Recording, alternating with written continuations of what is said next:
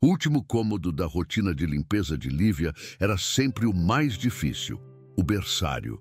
Ali, o cheiro de talco e de roupa de bebê recém-lavada era uma tortura para sua alma. Cada brinquedo silencioso, cada bichinho de pelúcia com olhos de botão, parecia encará-la com uma acusação. Fazia apenas 6 semanas que ela havia arrumado um quarto exatamente como aquele, cheio de sonhos e esperanças para um filho que nunca chegou a habitá-lo. Agora, ela limpava o santuário de outra criança, um menino que tinha tudo, exceto o calor de uma mãe. O silêncio daquele quarto era mais ensurdecedor para ela do que qualquer barulho, um lembrete constante do vazio que carregava no peito. Naquela noite, o dono da casa, Murilo, entrou no quarto para sua despedida noturna, um ritual frio e breve. Ele se postou ao lado do berço, mas não pegou o filho no colo. Apenas observou o pequeno Theo por um instante, uma formalidade dolorosa.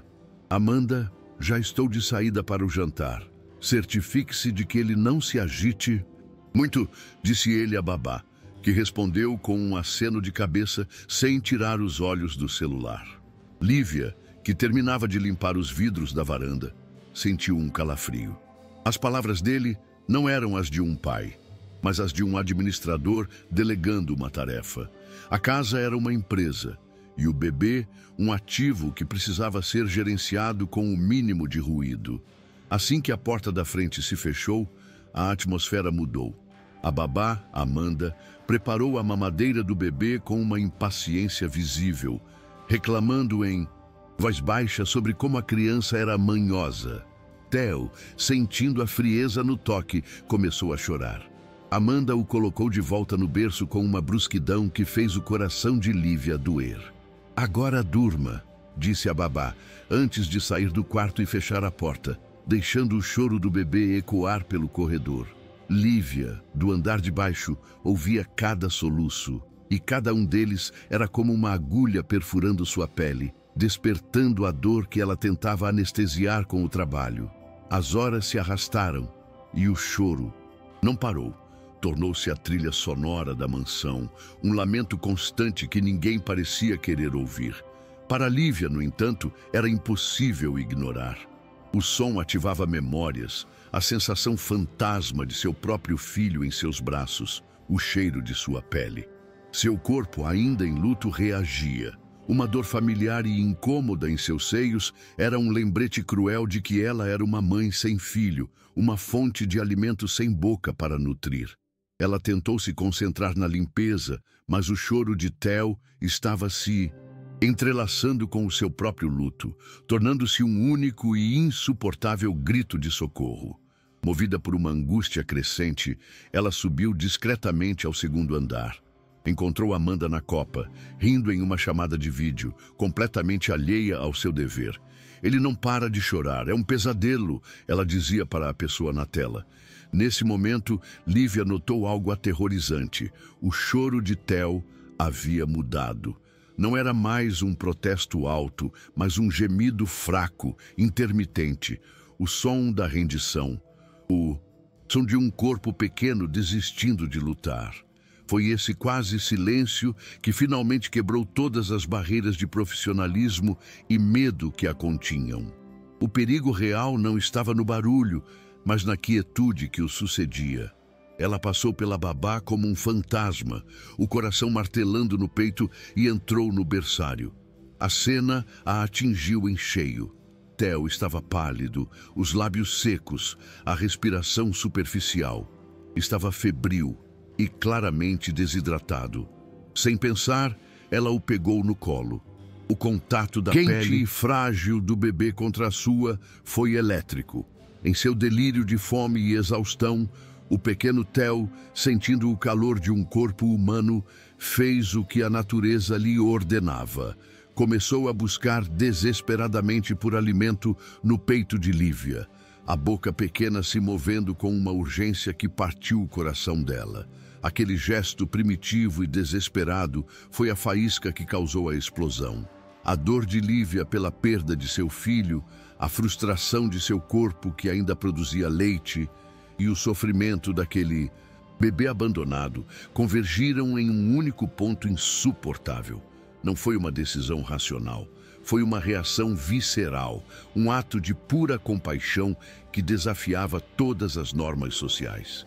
Ela não era uma funcionária naquele momento, era uma mãe respondendo ao chamado de uma criança que estava morrendo. O instinto, mais forte que qualquer regra ou medo, assumiu o controle total de suas ações. Ela se sentou na poltrona, o coração batendo descontroladamente, e acomodou o pequeno corpo trêmulo em seus braços. Com as mãos trêmulas, ela o guiou e lhe ofereceu o seio. Theo se agarrou a ela com uma força surpreendente e o som de sua sucção faminta foi o único ruído no quarto. O choro cessou instantaneamente. Uma paz profunda e sagrada desceu sobre o cômodo, um silêncio que não era de ausência, mas de puro contentamento. Lágrimas silenciosas escorriam pelo rosto de Lívia, uma mistura de dor pela sua perda e de alívio por poder aplacar o sofrimento daquele pequeno ser. Foi nesse exato instante que a porta do quarto se abriu. Murilo, que voltara mais cedo, seguira o silêncio incomum até o quarto do filho. Ele parou no umbral, e a cena que se apresentou diante dele desafiou sua compreensão. A faxineira, uma estranha, sentada em sua poltrona, com seu filho em seus braços, em um ato de intimidade profunda e chocante. Seu rosto se transformou em uma máscara de incredulidade, que rapidamente se contorceu em fúria. O que era aquilo? Um ato de compaixão inimaginável, ou a mais imperdoável das violações? Naquele momento, a vida de 3 pessoas estava prestes a mudar para sempre. Um ato de puro instinto maternal que quebra todas as regras. Foi um milagre ou um crime? Se essa cena te impactou e te deixou curioso, se inscreva no canal e deixe seu like para descobrir as consequências deste momento poderoso. Mande também uma mensagem de apoio para Lívia e o pequeno Theo, que encontraram consolo um no outro. A voz de Murilo cortou a paz do quarto como um alarme de incêndio. O que diabo você pensa que está fazendo aqui? A fúria em seu rosto era a de um rei que encontra um plebeu em seu trono. A mente dele, condicionada pelas rígidas barreiras sociais, registrou a cena não como um ato de salvação, mas como a mais íntima das transgressões. Uma estranha, a faxineira, com seu filho em seu seio. A imagem era tão chocante, tão fora das regras de seu mundo ordenado, que a raiva foi sua única reação possível. Ele avançou, pronto para arrancar o bebê dos braços dela, para expulsá-la, para apagar aquela cena profana de sua casa. Instintivamente, a primeira reação de Lívia não foi se encolher de medo, mas proteger a criança. Ela virou o corpo, usando-se como um escudo para proteger o pequeno Theo da fúria do pai. "Cuidado, ele está dormindo", ela sussurrou, a voz firme apesar do coração disparado. Foi a visão de seu filho que parou Murilo no meio do caminho. Pela primeira vez em seus 2 meses de vida, Theo dormia um sono profundo e sereno nos braços de alguém. Uma pequena e satisfeita curva nos lábios. Durante 60 dias, aquele bebê fora um feixe de tensão e choro. E agora, ali estava ele, em paz. A contradição era tão poderosa que desarmou a raiva de Murilo, deixando em seu lugar uma perplexa confusão. Enquanto olhava para o filho tranquilo, a mente de Murilo foi assaltada por uma memória. O dia do nascimento de Theo. A alegria de segurá-lo pela primeira vez, imediatamente esmagada pela notícia de que sua esposa, Beatriz, não havia sobrevivido às complicações do parto. A vida e a morte chegaram na mesma lufada de ar hospitalar. Desde então, ele não conseguia olhar para o filho sem ver a sombra da esposa que perdeu. O berço era um lembrete do caixão. O choro do bebê era o eco de seu próprio luto. O amor que sentia estava encapsulado em uma dor tão profunda que ele não sabia como tocá-lo sem se ferir. Incapaz de lidar com essa dualidade, Murilo fez o que fazia de melhor. Administrou o problema. Ele se refugiou no trabalho, o único lugar onde a lógica e o controle ainda faziam sentido. Contratou a babá mais cara, comprou os melhores produtos, montou um berçário que era uma obra de arte da tecnologia.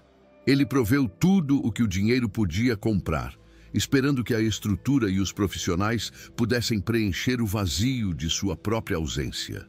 Ele terceirizou o afeto, delegou a paternidade, transformando seu filho em mais um departamento de sua vida que deveria funcionar sem lhe causar problemas, sem lhe trazer mais dor.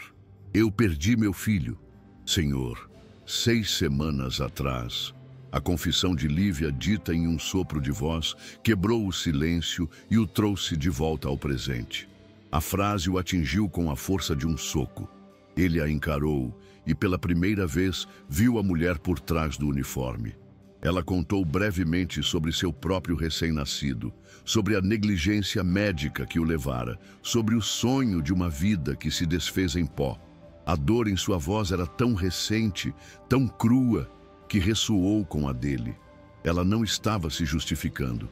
Estava compartilhando a chave que abria a porta de seu ato incompreensível. Ela continuou, a voz ganhando uma força frágil ao revelar a segunda camada de sua tragédia. Contou sobre Vítor, seu marido, o homem que deveria ser seu porto seguro, mas que se tornou seu algoz. Em vez de consolo, ele a culpou. Chamou-a de fraca, disse que ela não soube cuidar da gravidez e a abandonou no auge de seu luto. De um dia para o outro, ela se viu sem filho, sem marido e sem um teto sobre a cabeça. O luto dela foi agravado pela mais cruel das traições, deixando-a completamente sozinha para navegar em um oceano de dor e desespero, sem um único bote salva-vidas à vista. O emprego na mansão de Murilo não fora uma escolha de carreira, fora um ato de pura sobrevivência. Chegou ali para limpar a sujeira dos outros, enquanto tentava desesperadamente não se afogar na sua. Cada corredor que esfregava, cada janela que limpava, era uma pequena batalha contra o desespero, um esforço para manter a cabeça fora d'água, para continuar respirando. Ela não esperava encontrar conexão ou compaixão naquele lugar frio e silencioso. Esperava apenas o suficiente para pagar por um quarto alugado e por um prato de comida. O suficiente para continuar existindo até que a dor, talvez, se tornasse um pouco menos aguda. As duas confissões, a dela e a dele, agora pairavam no ar entre eles, invisíveis, mas pesadas. Murilo a olhava, e a imagem da faxineira se dissolvia, dando lugar à imagem de uma companheira de luto. Também havia perdido sua parceira. Ele também estava criando um filho sozinho. Embora seus mundos fossem separados por um abismo de privilégio, eles estavam unidos pela geografia universal da perda. Naquele instante, a raiva dele se transformou em uma empatia desconcertante. Ela não era uma estranha violando seu espaço. Era um espelho de seu próprio e solitário inferno. A tempestade de emoções deixou os dois exaustos.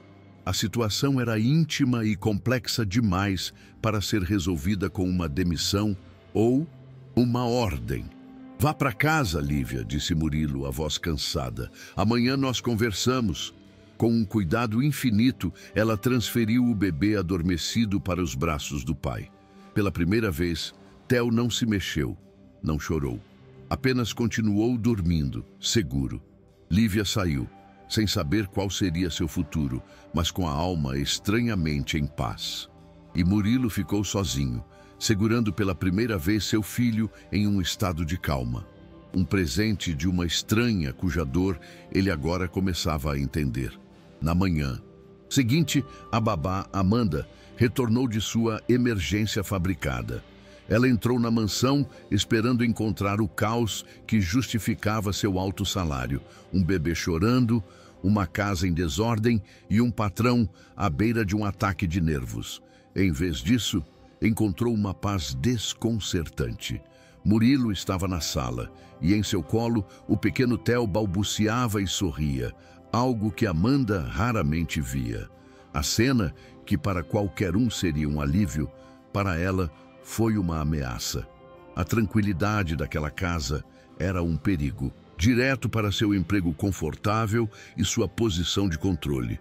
O trabalho de Amanda era fácil e bem pago, precisamente porque Theo era um bebê difícil e Murilo um pai ausente.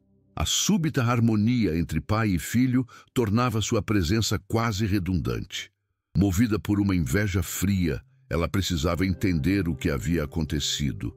Foi até a cozinha, onde encontrou a governanta Dona Flora, que com o coração cheio de admiração, lhe contou sobre o ato de compaixão de Lívia na noite anterior.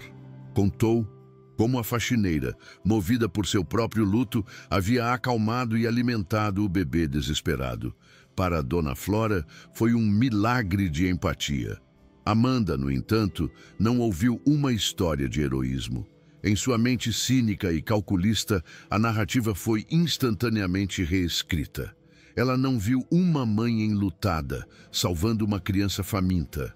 Viu uma competidora, uma mulher instável e de classe baixa, que após perder o próprio filho, desenvolveu uma obsessão perigosa pelo filho do patrão. O ato de amamentar, que para a governanta foi um gesto de pura generosidade, para Amanda foi a prova de uma transgressão, uma violação de limites que ela poderia usar a seu favor para eliminar a nova e inesperada ameaça. Com uma expressão de falsa preocupação, ela começou a semear o veneno. Mas Flora, isso é terrivelmente inadequado, disse ela, a voz um sussurro conspiratório. Uma mulher nesse estado de luto, ela pode ser instável. O que ela fez foi uma violação da intimidade do Sr. Murilo e do bebê. Precisamos ter cuidado. Ela habilmente transformou o ato de Lívia em um sintoma de desequilíbrio, pintando-a não como uma salvadora, mas como um perigo em potencial. Ela sabia que no mundo deles, o preconceito era uma arma muito mais poderosa do que a gratidão. Seu próximo passo foi levar o veneno para fora dos muros da mansão. Ela fez uma ligação para Carolina Prado, a socialite mais conectada e fofoqueira do círculo de amizades da falecida Beatriz. Carolina, querida, preciso te contar uma coisa horrível que está acontecendo na casa do Murilo. Ela sussurrou ao telefone, a voz carregada de um pânico ensaiado. É sobre a nova faxineira. A mulher está completamente desequilibrada. Com habilidade, ela narrou sua versão distorcida dos fatos, omitindo a negligência própria e o desespero do bebê, focando apenas no ato bizarro e transgressor de Lívia. Ela o amamentou, Carolina. À força, mentiu ela, adicionando um toque de crueldade à história. Tenho certeza de que ela está tentando seduzir o Murilo, se aproveitar da vulnerabilidade dele para tomar o lugar da nossa querida Beatriz. É uma oportunista da pior espécie, usando a própria tragédia para se infiltrar na família. O escândalo era perfeito. Envolvia um viúvo rico e vulnerável, uma empregada pobre e supostamente desequilibrada, e um ato que, fora de contexto, soava como uma violação chocante. A história era irresistível, uma iguaria para o apetite voraz da alta sociedade por drama. O boato se espalhou velocidade de um incêndio. Em poucas horas, o telefone de Murilo começou a tocar incessantemente. Eram as amigas de sua falecida esposa, os vizinhos de condomínio, até mesmo sua sogra, todos recitando o mesmo roteiro envenenado por Amanda e amplificado por Carolina. As vozes, disfarçadas de preocupação, eram uníssonas em seu julgamento. Falavam sobre proteger a memória de Beatriz, sobre o bem-estar de Theo, sobre como uma mulher como Lívia era instável, inapropriada e oportunista. Cada ligação era um novo golpe, uma nova onda na tempestade de preconceito que se formava. Murilo se viu encurralado em um campo de batalha invisível, dividido entre duas realidades opostas. De um lado, a evidência de seus próprios olhos. Seu filho, antes um poço de tristeza, agora sorria, balbuciava e seguia Lívia com um olhar de pura adoração. Theo estava inegavelmente mais feliz e saudável do que nunca. Do outro lado, havia o julgamento ensurdecedor de seu mundo. Um coro de vozes o acusando de ingenuidade, de fraqueza, de desrespeitar a memória de sua esposa ao permitir que uma qualquer se aproximasse tanto de seu filho. A pressão externa começou a erodir a gratidão que sentia. A ferida da morte de Beatriz, que ele acreditava ter sido causada em parte por negligência, ainda estava aberta, e o medo de cometer outro erro, de falhar em proteger sua família novamente, o paralisou. O mundo estava lhe dizendo que ele estava errado, que sua intuição era uma armadilha, que a paz que via em sua casa era uma ilusão perigosa. A dúvida, uma vez plantada, começou a criar raízes profundas em sua alma cansada, envenenando a única fonte de alegria que ele havia encontrado em meses. Foi Amanda, a babá, quem deu o golpe de misericórdia. Com uma performance digna de uma atriz, ela se aproximou de Murilo no final do dia, o rosto uma máscara de lealdade e preocupação.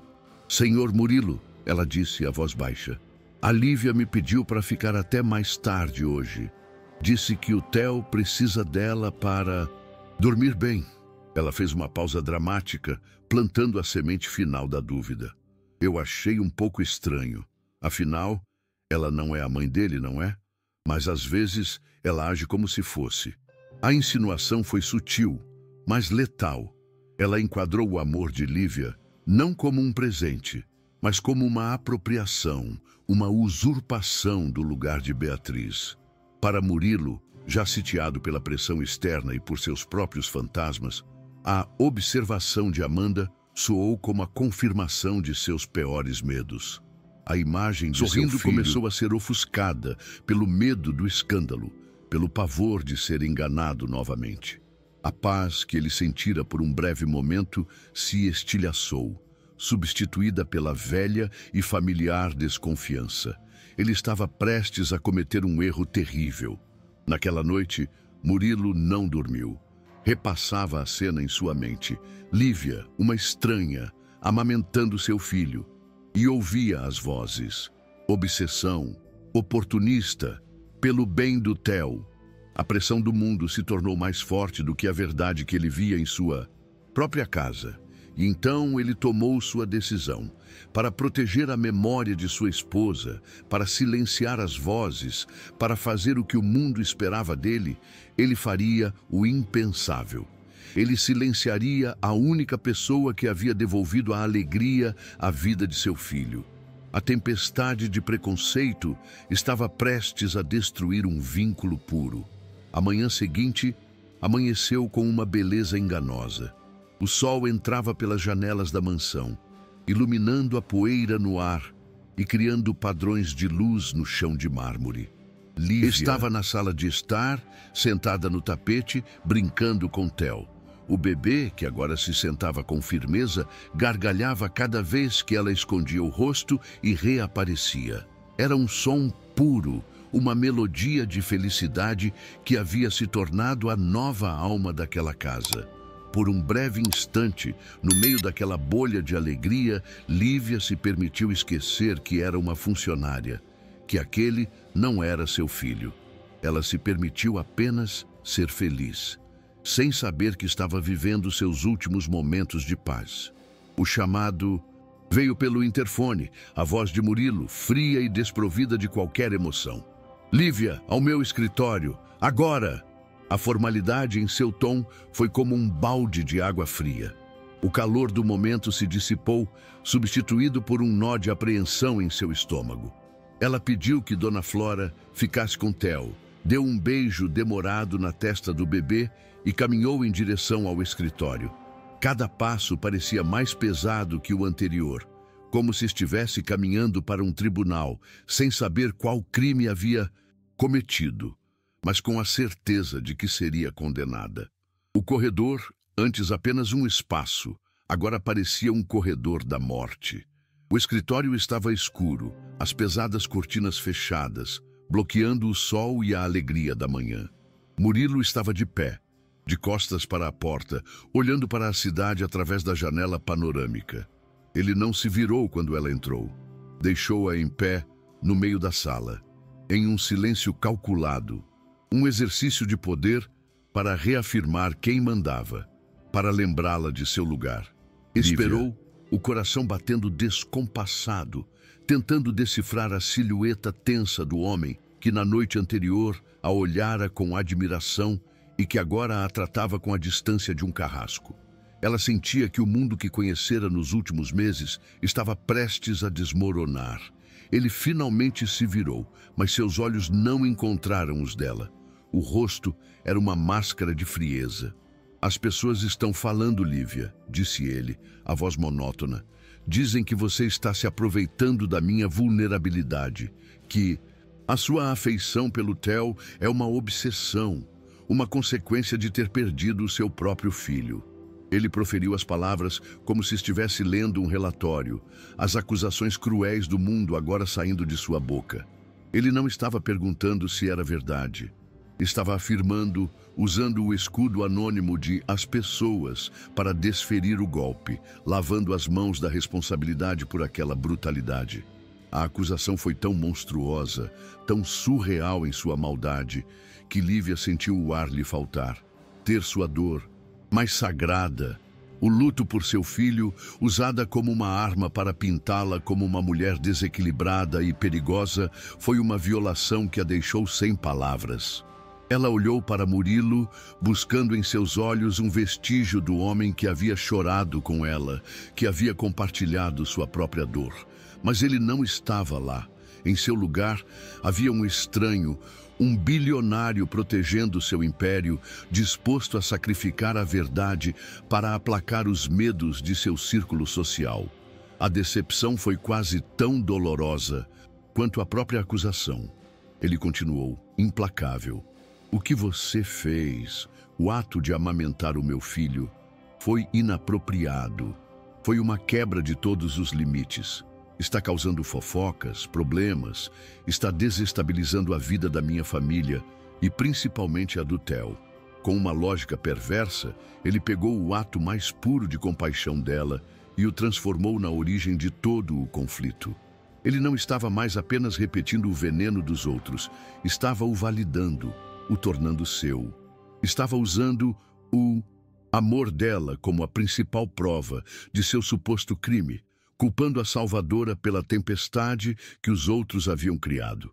E então, ele proferiu a sentença final. Eu nem posso ter este tipo de instabilidade na minha casa. A pausa que ele fez foi carregada de uma frieza que congelou a alma de Lívia. Seu trabalho aqui terminou, você está demitida. A palavra ecoou na sala silenciosa. Não era apenas a perda de um emprego, era a expulsão do paraíso, a perda de um lar, de um propósito, do menino que ela havia aprendido a amar como se fosse seu. Era a rejeição mais absoluta, o exílio decretado pelo homem que ela, em sua ingenuidade, pensou que a protegeria, que a entendia. Para selar a crueldade, nascida de sua própria fraqueza e medo, ele acrescentou o golpe de misericórdia. E não espere uma carta de recomendação, disse ele, virando-lhe as costas novamente. Não posso, em sã consciência, recomendar alguém que age de forma tão impulsiva e inadequada. Ele não estava apenas a demitindo, estava a marcando, a condenando. Estava garantindo que as outras portas se fechassem para ela, punindo seu ato de amor com o isolamento profissional e social, um sacrifício no altar da opinião pública. A mensagem era clara. Pessoas como ela não deveriam ousar amar fora de seu lugar. Esmagada, humilhada e sem mais nada a perder, Lívia fez um último e desesperado apelo, a voz um sussurro que mal se ouvia. Por favor, Senhor, deixe-me apenas dar um último beijo de despedida no Theo. Não era o pedido de uma funcionária, mas a súplica de uma mãe. Ela não pedia por dinheiro, por justiça, por uma retratação. Pedia apenas por um último momento de amor, uma última chance de se despedir da criança que havia se tornado o centro de seu universo ferido, a razão de sua frágil alegria. Um último e simples ato de carinho antes de ser lançada de volta à escuridão. Não, respondeu Murilo, as costas ainda viradas para ela, incapaz de encarar a dor que estava infligindo. Isso só o deixaria mais confuso. É melhor que você saia agora discretamente. A recusa foi o ato final de sua covardia. Ele estava tão aterrorizado com suas próprias emoções, com a verdade do vínculo que ela e seu filho compartilhavam, que lhes negou um adeus humano. Ele escolheu a amputação limpa e brutal em vez de uma despedida compassiva, tudo em nome de uma proteção que, na realidade, era apenas uma fuga de seus próprios sentimentos e de sua própria responsabilidade. Lívia saiu do escritório, sentindo como se sua alma tivesse sido arrancada de seu corpo. Enquanto caminhava pelos corredores luxuosos pela última vez, o céu lá fora, antes claro e ensolarado, escureceu subitamente. Uma tempestade se formou no horizonte, um espelho da turbulência em seu coração. Ela pegou sua pequena bolsa com seus poucos pertences. Nenhum dos outros funcionários da casa ousou cruzar seu olhar. Eles sabiam o que havia acontecido. A injustiça pairava no ar. Ela saiu pela porta da frente, uma figura solitária sendo engolida pela chuva que começava a cair. Da janela de seu escritório, Murilo a observou desaparecer na cortina de água. No exato instante em que o portão da mansão se fechou, um novo som subiu do andar de cima. Começou como um gemido confuso, depois se transformou em um choro e, em segundos, explodiu em um grito agudo e inconsolável. Era Theo. De alguma forma, em algum nível primitivo, ele sentiu a partida dela. O silêncio na mansão havia sido quebrado. A paz que Lívia trouxera se fora com ela. E o som do sofrimento, que Murilo pensou estar silenciando, retornou com uma força avassaladora, o primeiro eco de seu próprio e terrível erro. Murilo atingiu o fundo do poço e agora precisa consertar seu erro terrível. Uma jornada de redenção está prestes a começar. Se inscreva no canal para não perder e comente. Você já teve que tomar uma decisão difícil para consertar um erro que cometeu? O exílio de Lívia começou com a chuva e continuou sob o sol cruel da indiferença. Nos dias que se seguiram, ela procurou trabalho com a energia que lhe restava, mas as portas se fechavam em sua cara. A ausência de uma carta de recomendação de uma família como a de Murilo era uma mancha em seu currículo, uma bandeira vermelha que a tornava incontratável. A fofoca, mesmo sussurrada, havia se tornado um muro invisível, condenando-a ao desemprego. O pouco dinheiro que guardara se esgotou como areia entre os dedos, e logo a ordem de despejo chegou. Em poucos dias, a mulher que trouxera vida a uma mansão estava completamente desamparada.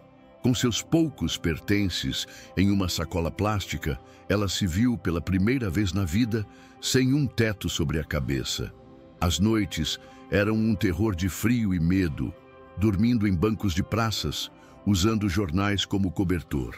Ela aprendeu os códigos de sobrevivência da cidade invisível, a bondade inesperada de outros sem teto que compartilhavam o pouco que tinham.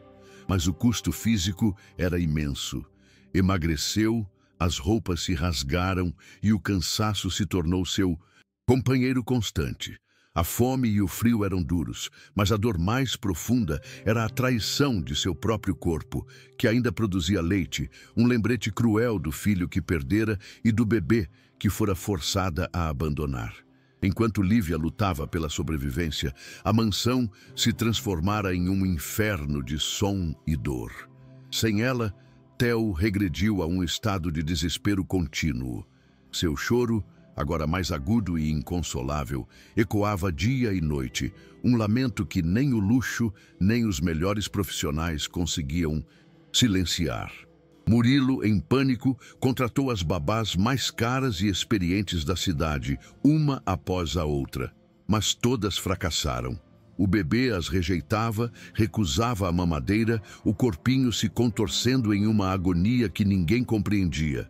Ele não queria substitutas, ele queria a única pessoa que o fizera se sentir seguro. Este menino está sofrendo um trauma profundo, disse a última babá antes de desistir. Ele está de luto. Murilo observava impotente seu filho se consumir, a alegria que mal teve. Tempo de conhecer agora uma memória distante e dolorosa. A casa, antes fria, agora era um ambiente de tortura. O choro incessante de seu filho, um lembrete constante do erro que cometera. Cada soluço de Theo era um eco da covardia de Murilo, uma trilha sonora para seu fracasso como pai. Ele havia trocado a paz de seu filho pela aprovação de um mundo que agora o observava em silêncio, esperando seu próximo passo. A crise atingiu seu ponto crítico quando Theo, perdendo peso perigosamente, teve que ser hospitalizado. O veredito do pediatra foi um golpe final na consciência de Murilo. Fisicamente, ele não tem nada, disse o médico após uma bateria de exames. O problema é emocional. Ele está se consumindo de tristeza, Murilo. O termo técnico é falha de crescimento não orgânica. Em termos leigos, bebês podem parar de se desenvolver e até morrer de um coração partido. As palavras do médico transformaram o erro de Murilo de uma falha de julgamento para uma potencial sentença de morte, para seu próprio filho. Foi então que o médico fez a pergunta que ele não podia mais evitar. Houve alguma perda recente na vida dele? A perda de uma figura de apego primária? Alguém que era o centro de seu mundo? Diante da pergunta direta, Murilo não pôde mais se esconder atrás de seu orgulho ou de seu medo. A verdade saiu em um sussurro de pura culpa. Eu demiti a cuidadora dele. A expressão no rosto do médico, uma mistura de pena e reprovação, foi o espelho que finalmente mostrou a Murilo a monstruosidade de seu ato. Ele não havia apenas cometido um erro, havia sido cruel. Ao voltar para a mansão silenciosa, agora sem nem mesmo o choro de seu filho, Murilo desabou. A ausência de Theo era ainda mais aterrorizante do que sua dor. Ele caminhou mecanicamente até o quarto do bebê e encontrou um pequeno chocalho que Lívia havia deixado para trás. Ao pegar o objeto simples, a represa de sua negação se rompeu. Ele entendeu, com uma clareza devastadora, o que havia feito. Não demitira uma funcionária. Arrancara de seu filho a única fonte de amor e segurança que o menino conhecia. Havia sacrificado a felicidade e a saúde de Theo no altar da opinião alheia. A culpa o consumiu, mas não o paralisou. Pela primeira vez em sua vida, Murilo permitiu-se sentir a dor em sua totalidade, sem as distrações do trabalho ou do dinheiro. E daquele lugar de absoluto arrependimento, nasceu um novo propósito. Sua transformação começou ali, no fundo do poço. Movido por uma culpa, ele iniciou uma busca desesperada por Lívia. Ele sabia que precisava encontrá-la, não apenas para salvar seu filho, mas para salvar a si mesmo. A busca por ela se tornou uma jornada em busca de sua própria humanidade perdida, um ato de penitência.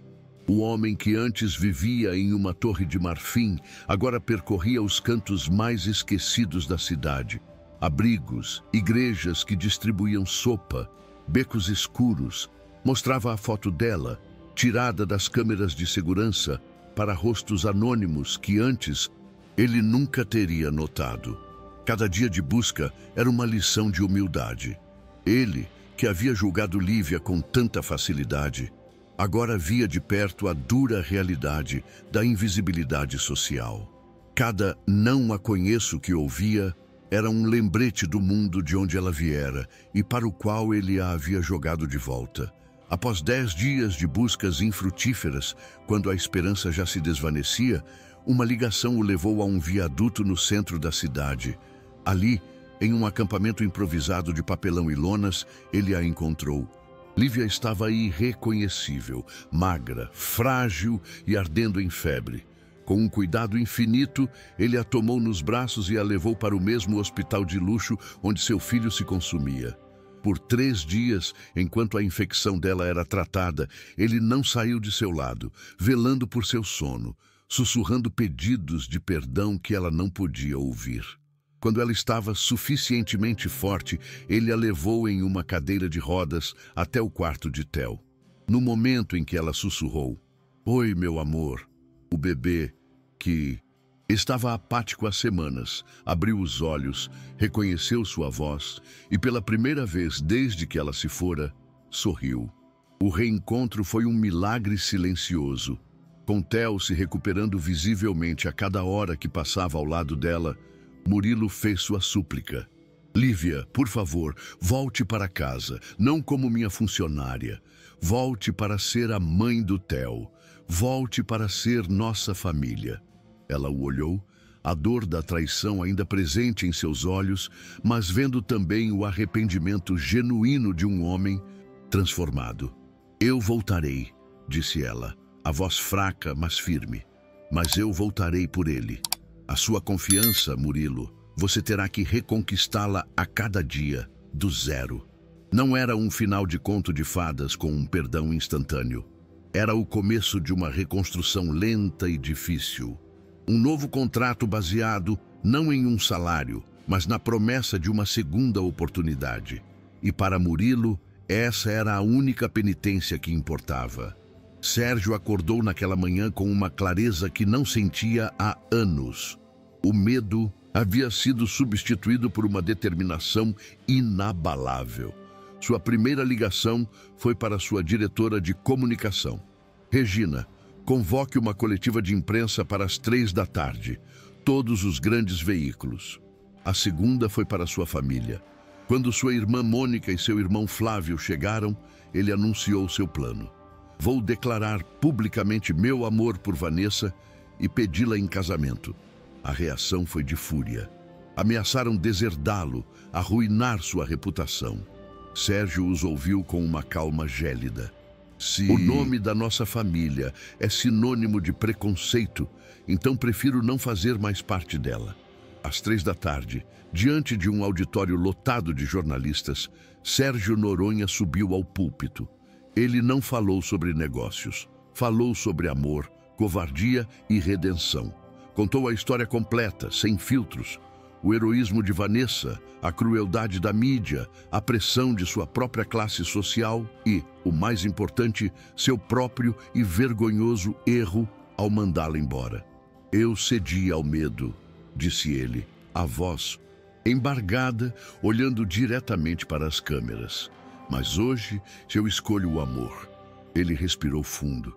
"Eu amo Vanessa Lima e estou a caminho neste exato momento para pedi-la em casamento. E que o mundo julgue como quiser." No hospital, Vanessa assistia a tudo em uma pequena TV na copa, cercada por colegas de trabalho. Ela viu o homem que amava arriscar seu império, seu nome e sua posição social por ela. Quando ele declarou seu amor para o país inteiro, ela desabou em lágrimas de incredulidade e redenção. Ele não estava apenas a chamando de volta, estava a honrando, a defendendo, a elevando. Ele estava provando, com o ato mais público e corajoso possível, que ela não era sua vergonha, mas seu orgulho. A prova que sua filha dissera que ela merecia. Ele não foi para casa. Dirigiu diretamente para o hospital, atravessando os corredores que cheiravam a desinfetante, seguido por uma onda de murmúrios e celulares gravando. Encontrou-a na lavanderia, ainda em estado de choque, dobrando lençóis. "Vanessa", ele disse, a voz suave. Diante dos olhares atônitos de dezenas de funcionários, o bilionário Sérgio Noronha se ajoelhou no chão frio. Ele tirou do bolso não um diamante extravagante, mas uma aliança simples. "Eu fui um tolo e um covarde, mas eu te amo mais do que tenho medo." Você quer se casar comigo e me dar a chance de ser o homem que você merece? O mundo de Vanessa parou. Tudo o que ela viveu, toda a dor, toda a luta, a levou àquele momento surreal. Olhando para os olhos de Sérgio, ela não viu um bilionário, mas um homem que havia lutado contra seus próprios demônios e vencido. Ela viu um futuro. Sim, ela sussurrou, as lágrimas agora de pura felicidade. Sim, eu aceito. A lavanderia do hospital irrompeu em aplausos. O vídeo do pedido, gravado por dezenas de celulares, viralizou instantaneamente, mas desta vez a narrativa era outra. Não era um escândalo, era a mais bela e improvável história de amor que o país já vira. 6 meses depois, a mansão era o palco de um casamento que celebrava a união de 2 mundos. Felipe, completamente recuperado e radiante, foi o pajem e, no meio da cerimônia, correu para o microfone e gritou: "Essa é a minha mãe Vanessa, e agora é para sempre." Alice e Manuela, as damas de honra, olhavam para a mãe com um orgulho que transbordava. Até mesmo a família Noronha estava lá. Mônica e Flávio, tocados pela autenticidade do amor do casal e pela inegável felicidade de Felipe, pediram perdão e foram recebidos de volta ao novo núcleo familiar. A história deles se tornou uma lenda, um conto de fadas moderno que provou que o amor verdadeiro é mais forte que o preconceito de classe. Sérgio descobriu que sua maior riqueza não estava em suas ações, mas no som da risada de Felipe, nos sonhos de Alice e Manuela e no toque da mão de Vanessa na sua. Vanessa, por sua vez, entendeu que a tragédia que levou seu filho Gustavo não foi um ponto final, mas uma vírgula dolorosa que a preparou para um novo capítulo de amor e cura. Ao salvar uma vida, ela não apenas encontrou um novo amor, ela salvou a si mesma, perdoando-se da culpa que a assombrou por uma década. Uma história que prova que a coragem de amar é a força mais poderosa do mundo. Você acredita que o amor verdadeiro pode superar todas as barreiras? Deixe sua opinião nos comentários. Curta se você torceu por este final feliz e se inscreva para receber nossas histórias emocionantes todos os dias. A de amanhã pode ser a sua.